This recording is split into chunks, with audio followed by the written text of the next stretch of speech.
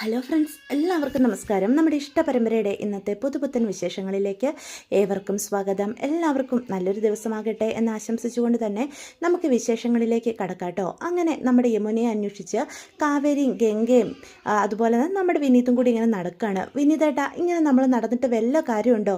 ഇത് ഒരിടത്തും ഈ അന്വേഷണം എത്തുന്നില്ലല്ലോ എന്ന് ചോദിക്കുക. അപ്പോൾ വിനീത് പറയും, നടന്ന് നമ്മളൊരു വഴിക്ക് എത്തിയിട്ടുണ്ട്. അല്ല, ഇനിയിപ്പോൾ ഇങ്ങനെ നടന്നതുകൊണ്ട് ഒരു ഉപകാരം ഉണ്ടാകുമെന്ന് എനിക്കും തോന്നുന്നില്ല. വിനീതേട്ടൻ എന്താ ഈ പറഞ്ഞു വരുന്നത് എന്ന് അപ്പം കാവേരി ചോദിക്കുക. കാവേരിക്ക് നല്ല ദേഷ്യമൊക്കെ വരുന്നുണ്ടേ. ദേ ഗംഗേച്ചി, വിനീതേട്ടൻ ചുമ്മാ കളിയാക്കിക്കൊണ്ടിരിക്കുക. നമ്മുടെ അനിയത്തിയെ കാണാതെ പോയിരിക്കുന്നത്. വിനീതേട്ടൻ്റെ അതിൻ്റെ സങ്കടമൊന്നും ഇല്ല എന്നാ തോന്നുന്നേ. ദേ വിനീതേട്ടൻ ഇങ്ങനെ നടന്നോട്ടെ, കോമഡിയും പറഞ്ഞുകൊണ്ട് ഗംഗേച്ചി എൻ്റെ കൂടെ വരുന്നുണ്ടേ, വാ എന്ന് പറയാം. ദേ ഗംഗ എൻ്റെ ഭാര്യ, അവൾ എന്നെ ഇട്ടിട്ട് പോകത്തൊന്നുമില്ല അല്ല ഗംഗെ എന്ന് വിനീത് ഗംഗയോട് ചോദിക്കും. ദേ യമുന ഗംഗേച്ചിയുടെ അനീതിയായതിനു ശേഷമാണ് വിനീതേട്ടൻ ഭർത്താവായത് എന്ന് അപ്പം കാവേരി പറയും. അതെങ്ങനെ ശരിയാകും? ഈ ഗംഗയെ ഉണ്ടായതിനു ശേഷം ആദ്യം കയ്യിലേക്ക് ഏറ്റുവാങ്ങിയത് ആരാണെന്നാ ഈ വിനീത്. അപ്പം ഞങ്ങൾ തമ്മിലുള്ള ബന്ധം തന്നെയാണ് ആദ്യം തുടങ്ങിയത് അല്ലേ എന്ന് ചോദിക്കാം. നിങ്ങളൊന്നും മിണ്ടാതിരിക്കുന്നുണ്ടോ രണ്ടുപേരും? ദേ നമുക്ക് എങ്ങനെയെങ്കിലും യമുനയെ കണ്ടെത്തണം. ദേ അപ്പത്തിനും കാവേരി പറയും, ഗംഗേച്ചി എൻ്റെ കൂടെ വന്നേ, ഈ വിനീതേട്ടനെ ഒരു ശുഷ്കാന്തിയില്ല എന്ന് പറഞ്ഞ് ഗംഗയും വലിച്ചുകൊണ്ട് കാവേരി അവിടുന്ന് പോവുക. എന്നിട്ട് വരുന്ന വണ്ടിക്കെല്ലാം കൈ കാണിക്കുക കേട്ടോ, അവർക്ക് എങ്ങനെയെങ്കിലും പോകാനായിട്ട്. പക്ഷെ ആരും വണ്ടി നിർത്തുന്നില്ല. പെട്ടെന്നൊരു വണ്ടി നിർത്തുവാണേ. അതേ ഗംഗേച്ചി ഒരു വണ്ടി നിർത്തി, ബാ നമുക്കിതിൽ കയറി പോകാം എന്ന് പറയാം. കാവേരി നീ ഒന്ന് അടങ്ങ്, വിനീതേട്ടനൂടി വരട്ടെ എന്ന് പറയണേ. പെട്ടെന്നാണ് കാവേരി വണ്ടി നിർത്തിയിട്ട് അതിൽ അകത്തിരിക്കുന്ന ഡ്രൈവറെ ശ്രദ്ധിക്കുന്നത്. അത് മറ്റാരുമല്ല, നമ്മുടെ നിവിന. ഈ വണ്ടി നമുക്ക് കയറേണ്ട ഗംഗേച്ചി എന്ന് പെട്ടെന്ന് നിവിനെ കാണുമ്പോൾ കാവേരി പറയട്ടോ, നിനക്ക് എന്താടി ഈ രാത്രി? ഇനി വേറെ വണ്ടിയൊന്നും കിട്ടാൻ പോകുന്നില്ല, നമുക്ക് എങ്ങനെയെങ്കിലും വീട്ടിൽ ചെല്ലണ്ടേ, എന്തേലും ചെയ്യണ്ടേ എന്ന് ചോദിക്കാം. ചേച്ചി ഈ വണ്ടി ശരിയാകത്തില്ല എന്ന് പറയാം. പെട്ടെന്ന് വിനീത് അങ്ങോട്ട് വരികയാണേ. എന്താ കാവേരി, ഗംഗയും കൂട്ടിക്കൊണ്ട് നീ പോകുന്നില്ലേ എന്ന് ചോദിക്കാം. അപ്പം വിനീതേട്ടനൂടെ അറിഞ്ഞിട്ടാണോ ഇയാളെ ഈ വഴിക്ക് ഇപ്പോൾ കൊണ്ടുവന്നേ എന്ന് ചോദിക്കാം. അപ്പം നീവും പറയും, എനിക്ക് ഈ വഴി പോകേണ്ട ഒരു ആവശ്യം ഉണ്ടായിരുന്നു, കൈ കാണിച്ചപ്പം പരിചയക്കാരല്ലേ എന്നോർത്തൊന്നു നിർത്തി തന്നു, അതിനാണോ ഇങ്ങനെയൊക്കെ പറയുന്നത്? വേണമെങ്കിൽ കയറിയാൽ മതി എന്ന് പറയാം. കാവേരി നീ പ്രശ്നം ഉണ്ടാക്കല്ലേ, നമുക്ക് വേറെ ഒരു വഴിയില്ല, ഇതിൽ തന്നെ കയറിപ്പോകാം. അപ്പം നിവിൻ പറയും, അപരിചിതരായിട്ടുള്ള ആൾക്കാരാണെന്നങ്ങ് കരുതിയാൽ മതി, പ്രശ്നം തീർന്നില്ലേ എന്ന് ചോദിക്കും. പെട്ടെന്ന് നിവിൻ ചോദിക്കും, യമുന എവിടെയാണെന്ന് കണ്ടുപിടിക്കണ്ടേ എന്ന് ചോദിക്കാം. അപ്പോൾ കാവേരി ഞെട്ടിത്തരിച്ച് നിൽക്കുകയാണ് കേട്ടോ. നിവിൻ എങ്ങനെ ഈ കാര്യങ്ങളൊക്കെ അറിയാമെന്ന്. പെട്ടെന്ന് വിനീത് വന്നിട്ട് ചോദിക്കും, എന്താ എളിയ, ഞാൻ പറഞ്ഞ കാര്യം നീ അന്വേഷിച്ചോ? അന്വേഷിച്ചടാ. ദേ ഞാനൊരു കാര്യം പറഞ്ഞേക്കാം, ഈ വിനീതിന് എങ്ങനെയാണോ യമുന അതുപോലെ തന്നെയാണ് എനിക്കൊരു അനീതി പോലെ തന്നെയാണ് യമുന, അതുകൊണ്ടാണ് ഞാനിത് അന്വേഷിച്ച് കണ്ടെത്തിയത് എന്ന് കാവേരി നോക്കിക്കൊണ്ട് പറയും. അപ്പോൾ എങ്ങനെയെങ്കിലും യമുനയുടെ ഒരു വിവരം കിട്ടാൻ വേണ്ടി കാവേരിയും നിവിൻ പറയുന്നത് കേട്ട് നിൽക്കും. ആദ്യം കോളേജിൽ നിന്ന് അന്വേഷണം തുടങ്ങിയത്. ആദ്യം തന്നെ യമുനയുടെ ഒരു കൂട്ടുകാരി അദീന ഉണ്ടല്ലോ, ആ കുട്ടിയുടെ അടുത്ത് പോയി സംസാരിച്ചു, അവിടെ ഞങ്ങളും പോയതാ എന്ന് കാവേരി അപ്പം പറയും. ഈ വിശാലും യമുനയും തമ്മിൽ പ്രണയത്തിലായിരുന്നു എന്നാ ആ കുട്ടി പറഞ്ഞത്. കുറച്ച് കാലമായിട്ട് വലിയ അടുപ്പമൊന്നും ഉണ്ടായിരുന്നില്ല എന്നും ഇന്ന് വിശാലിനൊപ്പം അവസാനമായിട്ട് യമുനയെ കണ്ടതെന്നും അറിയാൻ കഴിഞ്ഞു. അപ്പോൾ പ്രണയമാണെന്നുള്ള കാര്യമൊന്നും നമ്മുടെ ഗംഗയ്ക്കും കാവേരിക്കും അറിയില്ലല്ലോ, അതുകൊണ്ട് തന്നെ അവർക്ക് ഒരു ഞെട്ടലുണ്ടാവുകയാണ് കേട്ടോ. അപ്പം വിനീത് ചോദിക്കും, മറ്റേ വേറെന്തെങ്കിലും വിവരം കിട്ടിയോടാ എന്ന് ചോദിക്കാം. പിന്നെ വേറൊരു വിവരം കൂടി കിട്ടിയിട്ടുണ്ട്, അവൻ്റെ 2 ഫ്രണ്ട്സ് ഉണ്ട്, ഒരു ഹർഷനും മിലനും, അവന്മാരെയും കാണാതായിട്ടുണ്ട്. അതായത് വിശാല് കാണാതായപ്പോൾ തൊട്ട് അവന്മാരെയും കാണാതായിട്ടുണ്ട് എന്ന് പറയാണ്. വിശാൽ ഇവിടെ ഒന്നും ഇല്ലെന്നാ ആ ജയപാലൻ പറഞ്ഞത്. അയാളുടെ മകളുടെ അടുത്തേക്ക് ബാംഗ്ലൂർക്ക് പോയതാണത്രേ. അത് കള്ളവായിരിക്കും, അതിപ്പോൾ ശരിയാക്കി തരാം എന്ന് പറഞ്ഞ് നിവിനാണ് ഫോൺ എടുത്ത് രാഗിണിയെ വിളിക്കുകയാണ് കേട്ടോ. അപ്പം വിശാൽ അവിടെ ചെന്നിട്ടില്ല എന്നുള്ള വിവരം രാഗിണിയിൽ നിന്ന് കിട്ടുക. വിശാൽ ബാംഗ്ലൂർക്കൊന്നും പോയിട്ടില്ല എന്ന് പറയണം. യമുനയെ കൊണ്ടുപോയതിൽ വിശാലിന് തന്നെയാണ് പങ്ക്, അത് മനഃപൂർവ്വം യമുനയെ കൊടുക്കാനായിട്ട് അവൻ നോക്കിയതാകും എന്ന് പറയാം. അതോടെ കേൾക്കുമ്പം കാവേരിക്ക് ആകെ ടെൻഷനാവുക. ഗംഗേച്ചി ഇത് നമ്മുടെ കൈവിട്ട് പോവാണല്ലോ എന്ന് ചോദിക്കാം. നീ ഒന്ന് അടങ്ങ് കാവേരി, നമ്മൾ രണ്ടുപേരും വിചാരിച്ചാൽ ഒന്നും ചെയ്യാൻ പറ്റില്ല, എന്താണെന്ന് വെച്ചാൽ അവർ ചെയ്യട്ടെ, നമുക്ക് കൂടാൻ എന്ന് പറയാം. ചേച്ചി നമുക്കാ ബന്ധം, നമ്മുടെ അനിയത്തിയാ, അവളെ കാണാതായിട്ട് ദേ നേരം വെളുക്കാറായി, ഇതുവരെ ഒരു വിവരവും കിട്ടിയിട്ടില്ല, അവളെ ഏതവസ്ഥയിലായിരിക്കുമെന്ന് ചിന്തിച്ചിട്ട് എനിക്കൊരു എത്തുപിടിയും കിട്ടിയില്ല, അവളെ ഉപദ്രവിച്ചു വല്ലതും കാണുമോ വിശാല്? എൻ്റെ കാവേരി നീ ഒന്ന് അടങ്ങ്, അവളെ കാണാതായതിൽ ഇവിടെ എല്ലാവർക്കും ടെൻഷനുണ്ട്, നമ്മൾ ഓരോ മൂലയിൽ ടെൻഷൻ അടിച്ചിരുന്നിട്ട് കാര്യമുണ്ടോ? എവിടെയാണെന്ന് കണ്ടെത്തിയിട്ടില്ലല്ലോ എന്ന് പറയണേ. അപ്പം നമ്മുടെ നിവിനാണ് ഓരോരുത്തരുടെ ഫോൺ വിളിക്കുകയും ഒക്കെ ചെയ്തുകൊണ്ടിരിക്കുക. ഇതൊന്നും എത്തില്ല വിനീതേട്ട, നമുക്ക് തന്നെ ഇറങ്ങാം. എത്ര നേരമായി നിവിൻ ഓരോരുത്തരുടെ ഫോൺ വിളിക്കുന്നു. ഇയാളുടെ ഈ പേക്കൂത്ത് കാണാനാണോ നമ്മളെ എല്ലാവരും ഇവിടെ പിടിച്ചിരുത്തിയിരിക്കുന്നതെന്ന് ചോദിക്കാം. വിനീത് പറയും, കാവേരി നീ ഒന്ന് അടങ്ങ്. നിവിനല്ലാതെ നമ്മളെ സഹായിക്കാൻ ഈ സമയത്ത് ആരുമില്ല.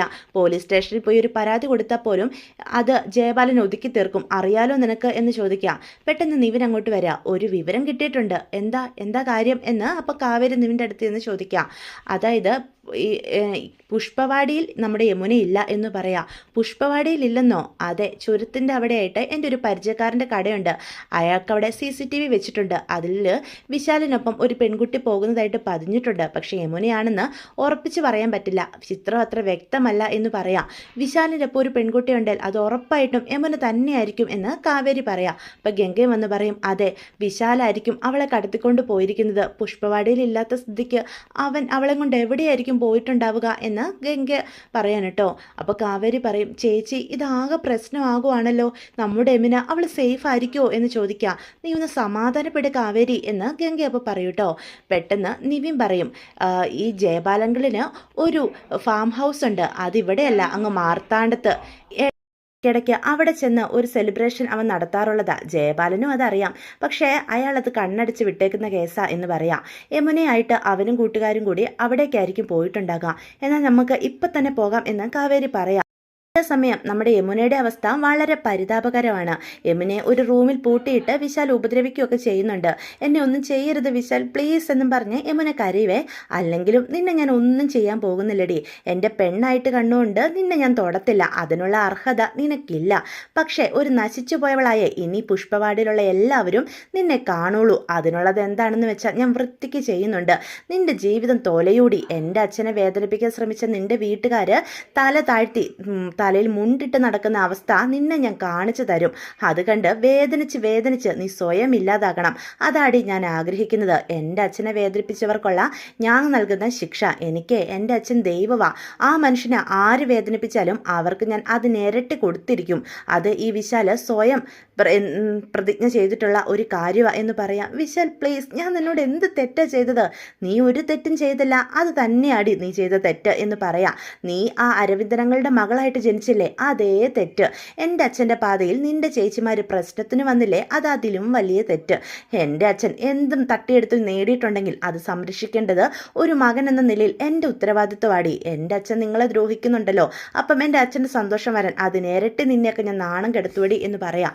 എന്നിട്ട് അവിടെ നിന്ന് അങ്ങോട്ട് പോവാണ് കേട്ടോ. ഇതേ സമയം ഫ്രണ്ട്സൊക്കെ അവിടെ ഇരുന്ന് കുടിച്ചുകൊണ്ട് നിൽക്കുക. എന്താണളിയ അവളുടെ മുറിയിൽ പോയൊരു പരിപാടി? മറ്റേത് തന്നെ എന്ന് വിശാലപ്പ പറയും. അളിയനങ്ങ് അറമാദിക്കുവാണല്ലേ. ആ പെണ്ണിനെ മിച്ചം വെച്ചേക്കണേടാ, അല്ലെങ്കിൽ കേസാകും എന്ന് പറയാം. കേസൊക്കെ വന്നു കഴിഞ്ഞാലേ എൻ്റെ അച്ഛനത് പുഷ്പം പോലെ ഒതുക്കിക്കോളൂടാ. നിനക്ക് എൻ്റെ അച്ഛൻ ജയപാലനെ പറ്റി അറിയാൻ മേലാഞ്ഞിട്ടാ.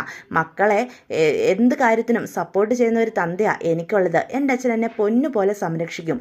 അല്ല ഇവക്കിട്ട് ഞാൻ പണി കൊടുത്തിട്ടാ വന്നിരിക്കുന്നതെന്ന് പറഞ്ഞാലേ പുഷ്പമാല ഇട്ട് എന്നെ ആനയിച്ച് വീട്ടിലേക്ക് കൊണ്ടുപോകും എൻ്റെ അച്ഛൻ. നിനക്കൊക്കെ എൻ്റെ അച്ഛനെ പറ്റി അറിയാഞ്ഞിട്ടാ ഞാനാ എൻ്റെ അച്ഛൻ്റെ ജീവൻ എന്ന് പറയാൻ കേട്ടോ. അവർ മാർത്താണ്ഡത്ത് ഫാം ഹൗസിൽ എത്തുകയാണ് കേട്ടോ. അപ്പോൾ വിശാലിൻ്റെ കൂട്ടുകാർ രണ്ടുപേരും മദ്യപിച്ചുകൊണ്ട് പുറത്ത് തന്നെ നിൽപ്പുണ്ട്. നേരം വെളുത്തിട്ടുണ്ട്. അപ്പോൾ അത് കാണുമ്പോഴത്തേക്കും വിനീത് ചോദിക്കും, ഇതാണോ നീ പറഞ്ഞ ഫ്രണ്ട്സ് എന്ന് ചോദിക്കുക. അതെ, ഇതാണ് വിശാലിൻ്റെ വാലുകൾ. ഇവന്മാരിൽ നിന്ന് നമുക്ക് നാടേടി തുടങ്ങാം അല്ലേ ബ്രോ എന്ന് ചോദിക്കുക. പിന്നല്ലാതെ കൈയും കാലൊക്കെ ഒന്ന് അനങ്ങിയിട്ട് കുറേ കാലമായി. 2 എണ്ണം ഇവന്മാർക്കിട്ട് കൊടുത്തു കഴിഞ്ഞാൽ തന്നെ വിശാലിൻ്റെ എല്ലാ കാര്യങ്ങളും അവന്മാർ പറഞ്ഞോളും എന്ന് പറയാൻ കേട്ടോ. നമുക്കിപ്പം തന്നെ അങ്ങോട്ട് കയറി ചെല്ലാം എന്ന് കാവേരി അപ്പം പറയാം. ദേ നേരം വെളുത്തു, നമ്മുടെ യമുന ഏതവസ്ഥയിലാണെന്ന് അറിയില്ലല്ലോ എന്ന് പറയാം. കാവേരി നീ തെടുക്കം കൂട്ടാത്തെ, നമ്മൾ ഇവിടെ വരെ എത്തിയില്ലേ എന്ന് ചോദിക്കുകയാണ് കേട്ടോ. അപ്പോൾ വിനീത് ആദ്യം തന്നെ അവന്മാരുടെ അടുത്തേക്ക് ചെല്ലുകയാണ്. അല്ല രാവിലെ തന്നെ നല്ല ഫോമിലാണല്ലോ എന്ന് അവന്മാരോട് ചോദിക്കുക. ടച്ചിങ്സ് ഒന്നും ഇല്ലേ എന്ന് ചോദിക്കുക. അതിന് നീ ഏതാടാ ഇത് ചോദിക്കാനെന്ന് അപ്പോൾ ഫ്രണ്ട്സ് ഇതിനോട് ചോദിക്കുക. വിശാലിന് വേണ്ടപ്പെട്ട ആളാ, വിശാലിനോട് പറഞ്ഞാൽ മതി, അവനറിയാം എന്ന് അപ്പോൾ വിനീത് പറയൂട്ടോ. ദേ ഇതിൻ്റെ കൂടെ നല്ല കുരുമുളകിട്ട് കറി വെച്ചാൽ നല്ല ചിക്കൻ കറിയും കൂടി ഉണ്ടെങ്കിൽ അടിപൊളിയാ എന്ന് പറയാണ് കേട്ടോ. എന്നിട്ട് മൂക്ക് നോക്കി അവന്മാരിൽ ഒരുത്തനിട്ട് കൊടുക്കാം. പെട്ടെന്ന് തന്നെ വേറൊരുത്തൻ ഒരു മടലെടുത്തുകൊണ്ട് വന്ന് നമ്മുടെ വിനീതിനിട്ട് അടിക്കാൻ തുടങ്ങും. അപ്പോൾ വിനീത് തിരിച്ച് നല്ലത് കൊടുക്കുന്നുണ്ട്. വിനീത് നല്ല നല്ല രീതിയിൽ അവന്മാരെ രണ്ടുപേരെയും അങ്ങോട്ട് ഒതുക്കുക. അപ്പോൾ ഈ ബഹളങ്ങളെല്ലാം കേട്ടുകൊണ്ട് അകത്ത് തന്നെ വിശാൽ ഇരിപ്പുണ്ട്. ഫോണിൽ വീഡിയോ ഒക്കെ കണ്ടുകൊണ്ടാണ് ഇരിക്കുന്നത്. അവന്മാരെല്ലാം നിവിനും വിനീതും കൂടി എടുത്തിട്ട് അടിച്ചതിന് ശേഷം അകത്തേക്ക് കയറി ചെല്ലുക. അപ്പോൾ വിശാലിൻ്റെ അടുത്തേക്ക് ചെല്ലാണ്. അപ്പോൾ വിശാൽ അവരുടെ അടുത്തേക്ക് വരിക. എന്താ നിങ്ങളെന്താ ഇവിടെ എന്ന് ചോദിക്കുക. എവിടെടാ യമുന എന്ന് അപ്പം വിനീത് ചോദിക്കും. യമുനയോ? ഏത് യമുന? എൻ്റെ അനിയത്തി യമുനയെ നിനക്ക് അറിയത്ത് പോലും ഇല്ലല്ലേ എന്ന് കാവേരി അപ്പോൾ ചോദിക്കും കേട്ടോ. അവൾ എവിടെയാണെന്ന് എന്നോട് വന്നാണോ ചോദിക്കേണ്ടത്? നീ അവളെ കടത്തിക്കൊണ്ട് വന്നതല്ലേടാ. എൻ്റെ അനിയത്തി എവിടെ എന്ന് ചോദിക്കാം. ദേ അവളെ കാണാനില്ലെങ്കിലേ ഏതവൻ്റെ എല്ലാം കൂടെ പോയി കാണും. അതിന് എൻ്റെ അടുത്ത് വന്ന് ബഹളം ഉണ്ടാക്കിയിട്ട് ഒരു കാര്യമില്ല. മര്യാദയ്ക്ക് എൻ്റെ ഷർട്ടിന് നിന്ന് വിട്ടോ എന്ന് അപ്പം വിനീതിനോട് പറയാൻ വിനീത് വിശാലിൻ്റെ ഷർട്ടിൽ കുത്തി പിടിച്ചിട്ടാണ് സംസാരിക്കുന്നത്. ദേ എൻ്റെ ദേഹമെങ്ങാനും നോവിച്ച് കഴിഞ്ഞാലുണ്ടല്ലോ ഞാൻ ആരാണെന്ന് അറിയാലോ. എൻ്റെ അച്ഛൻ വെറുതെ ഇരിക്കില്ല. എൻ്റെ അച്ഛനൊന്നും ചെയ്യുന്നതിന് മുന്നേ തന്നെ തൻ്റെ തല ഞാൻ പൊട്ടിക്കും. ആഹാ നീ എൻ്റെ തല പൊട്ടിക്കോടാ എന്ന് ചോദിച്ച് വിനീത് ഒരെണ്ണം അങ്ങ് വിശാലിനിട്ട് കൊടുക്കുക. തന്നോട് ഞാൻ പറഞ്ഞു എൻ്റെ ദേഹം വേദനിച്ചാൽ എൻ്റെ അച്ഛൻ തനിക്കൊക്കെ ഉള്ളത് തരുവോടോ എന്ന് പറയണേ. അപ്പം നിവിൻ അങ്ങോട്ട് വരിക. നിന്നെപ്പോലെ ഒരുത്തൻ എൻ്റെ കുടുംബത്തിൽ തന്നെ എങ്ങനെ വന്ന് പിറന്നടാ എന്ന് ചോദിക്കുകയാണ്. ദേ നിവിൻ ചേട്ടാ ആവശ്യമില്ലാതെ ഇവരുടെ കൂടെ നടക്കരുതെന്ന് എല്ലാവരും പറഞ്ഞിട്ടും വീണ്ടും ഇവരെ സഹായിക്കാനാന്നും പറഞ്ഞ് ഇറങ്ങിയിരിക്കുകയാണോ?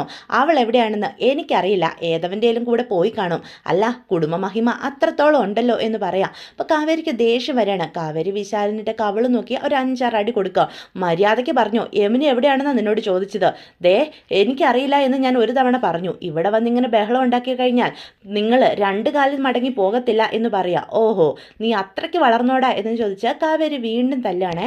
പെട്ടെന്ന് വിനീത് പറയും നമുക്ക് അകത്ത് പോയി നോക്കാം എന്ന് പറഞ്ഞ് അവരെല്ലാവരും കൂടി അകത്തേക്ക് പോകാനായിട്ട് തുടങ്ങാം. അകത്തേക്ക് ഇങ്ങനെ അതിക്രമിച്ച് കയറിയാലുണ്ടല്ലോ ഞാൻ കേസ് കൊടുക്കും എന്ന് പറയാം. നീ പോയി കേസ് കൊടുക്കട ചേർക്ക എന്ന് പറഞ്ഞ് നിവിനും വിനീതും കാവേരിയും ഗംഗയും കൂടി അകത്തേക്ക് പോവാണ് കേട്ടോ. ഇതേ സമയം നമ്മുടെ യമുനയെ ഇവർ വരുന്നതറിഞ്ഞപ്പോൾ തന്നെ വിശാലാണെങ്കിൽ കുറേ ചാക്കേട്ടുകൾക്കിടയിൽ കൊണ്ട് ഒളിപ്പിച്ച് കിടത്തിയിരിക്കുകയാണ് കേട്ടോ. എനിക്ക് തളർന്ന് അകബോധരഹിതയായിട്ട് കിടക്കുക. അതുകൊണ്ട് തന്നെ ശബ്ദമിടാൻ പോലും സാധിക്കുന്നില്ല. അവരവിടെ എല്ലാം നമ്മുടെ യമുനയെ അന്വേഷിക്കുകയാണ് കേട്ടോ. എന്തായാലും യമുനയെ അന്വേഷിച്ച് കണ്ടെത്തി രക്ഷപ്പെടുത്തിക്കൊണ്ട് പോകും. അതൊക്കെ അടുത്ത ആഴ്ചയിലെ എപ്പിസോഡുകളിലേ കാണിക്കുകയുള്ളേ. അതുമാത്രമല്ല വിശാലിന് നല്ല 8ൻ്റെ പണി കൊടുക്കുന്നതും നമുക്ക് കാണാനായിട്ട് സാധിക്കും. അപ്പോൾ ഇതൊക്കെയാണ് വിശേഷങ്ങൾ. വീഡിയോ ഇഷ്ടപ്പെട്ടുവെങ്കിൽ ചാനൽ സബ്സ്ക്രൈബ് ചെയ്യാൻ മറക്കരുത്, ലൈക്ക് ചെയ്യാനും മറക്കരുത്. നിങ്ങളുടെ അഭിപ്രായങ്ങൾ കമൻസ് വഴി എന്നെ അറിയിക്കാനും മറക്കരുത്. അപ്പോൾ എല്ലാവർക്കും ഗുഡ് ബൈ.